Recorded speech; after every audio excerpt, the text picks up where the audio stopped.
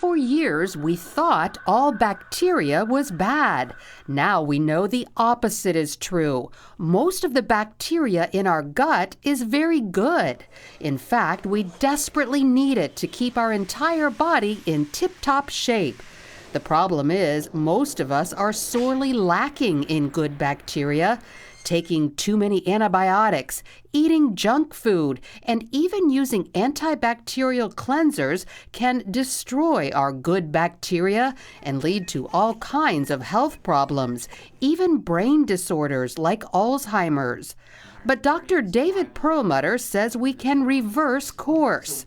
In his new book, The Grain Brain Whole Life Plan, he lays out a simple plan to replace the good bacteria we're missing and lose weight to boot.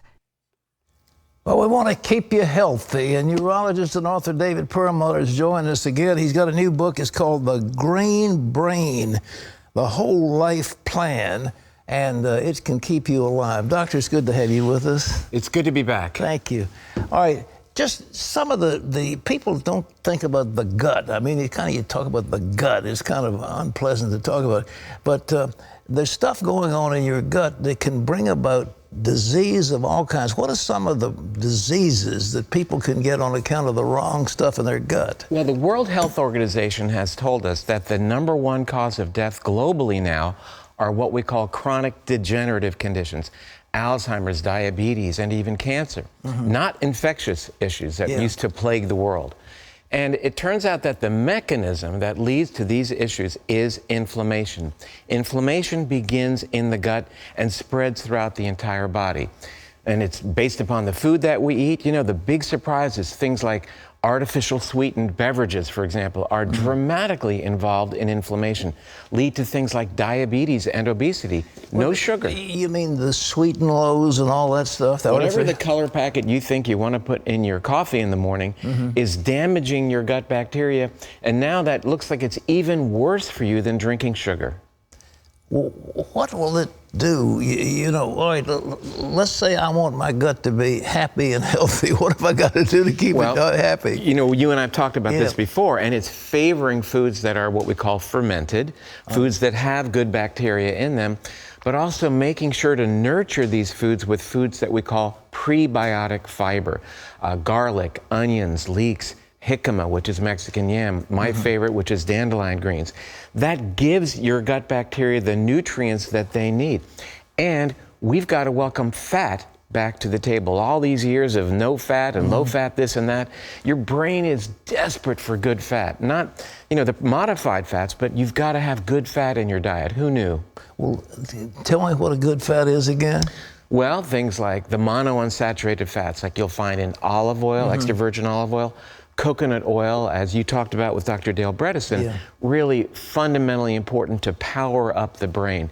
And it's all about, you know, looking at things now through the lens of the gut bacteria. We all grew up in a time when bacteria were germs and we had to get rid of every bacterium because it was a threat to us. Now, we know that our life depends on the health of the 100 trillion organisms that are within us making our neurotransmitters. Let's get that number again. 100 trillion little things down in my gut. That's right. You know, last time I was kidding with you, saying you're more bacteria than you are Pat Robertson. That's right. I got a lot of laughs on that one. That's right. But, you know, I think when you look at what are the fundamentals for brain health, I'd say it's welcoming fat back to the table, nurturing your gut bacteria, and as I talk about in the book, gratitude. I think gratitude is a really under-recognized important player in general health as well, and certainly brain health. Well, you know, if you go to the dentist, almost invariably they'll give you a course of antibiotics, a couple of weeks worth of it. It was pretty much standard stuff to give kids antibiotics. They have a cold, they sniffle, and they passed out those pills. What does that do to the gut? Well, I'm thinking of Nancy Reagan right now. What did she say? Just say no. Yeah. We grossly abuse antibiotics. There's a time and a place for an antibiotic. They are life-saving. But the World Health Organization, again, called that one of the top 3 health threats in the world, and that is overusage of antibiotics. There's no rationality for giving antibiotics when you have a cold caused by a virus. It's like having your appendix taken out when your gallbladder's inflamed. It's the wrong approach. And we now recognize that one course of antibiotics will alter your gut bacteria permanently. In other words, for the rest of your life. Come on. Well, now, there's nobody in this audience that hasn't taken antibiotics. Yours truly included. Yeah. But I think the message here is, moving forward now with the knowledge that we have to question the wisdom of, you have a cold and you've got some big event coming up, going to the walk-in clinic and hoping that you're going to walk out with a prescription for an antibiotic. That doesn't make sense. You have a virus and you're asking the doctor for an antibacterial. There's a big disconnect there, and it's not a free ride. Changing your gut bacteria increases inflammation, and inflammation is the cornerstone of brain degeneration. Well, there are these little pills that call themselves probiotics. Are they good to take, or? These days, we're seeing some very powerful probiotics. And strangely, on the plane ride to see you today, I was reviewing an article that came out from Iranian researchers who demonstrated reversal of symptoms of Alzheimer's using probiotics. I think probiotics are very, very important for health. But the prebiotics you're talking about would be what? Well, prebiotic foods are things that are going to, again, nurture the gut bacteria.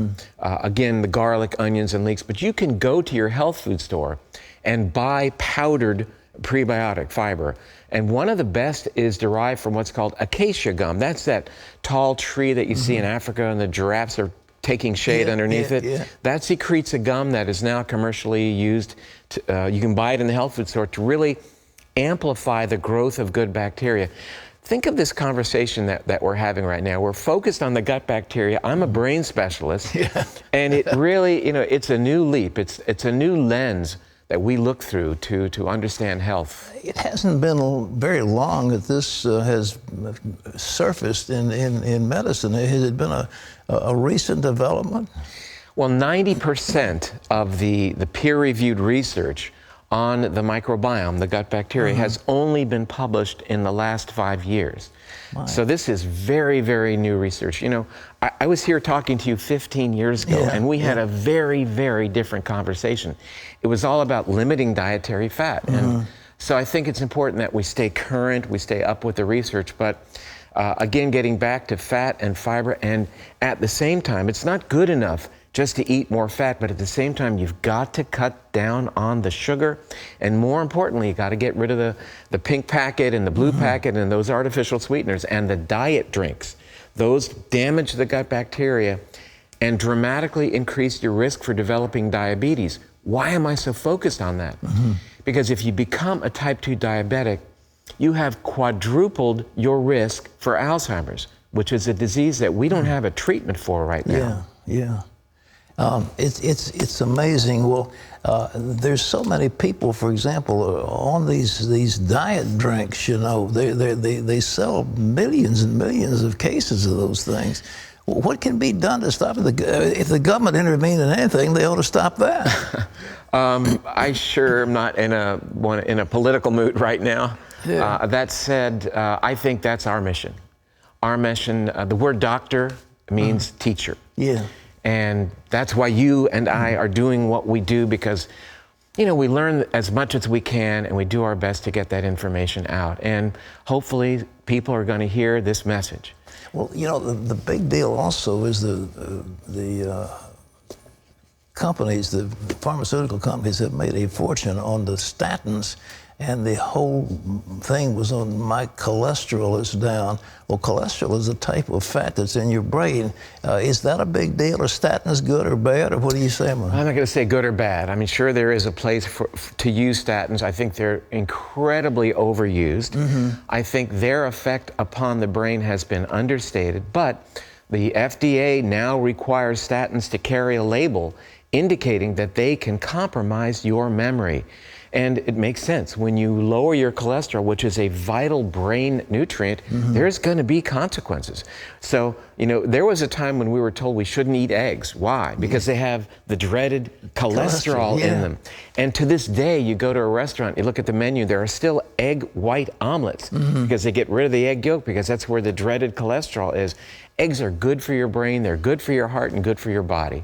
But the FDA is not putting a warning label on statin drugs. That's right, because plenty of studies have demonstrated that these drugs can immediately affect how clearly a person is able to think. And again, we need cholesterol in the brain. One recent study came out, showed that those people who had the lowest cholesterol had the highest risk for dementia. So, you know, the argument, well, is it good for your heart or bad for your heart? What if your brain isn't working? That's not necessarily a good thing. Man, well, thank you so much. Ladies and gentlemen, this book is called The Grain Brain Whole Life Plan, Dr. Perlmutter. This can save your life, and you can get it wherever books are sold, and it's a pleasure to have Dr. Perlmutter back here with us again. He may be saving your life. Listen to what the man has to say. Thanks so much for being with us. Really great to see you again. God bless you.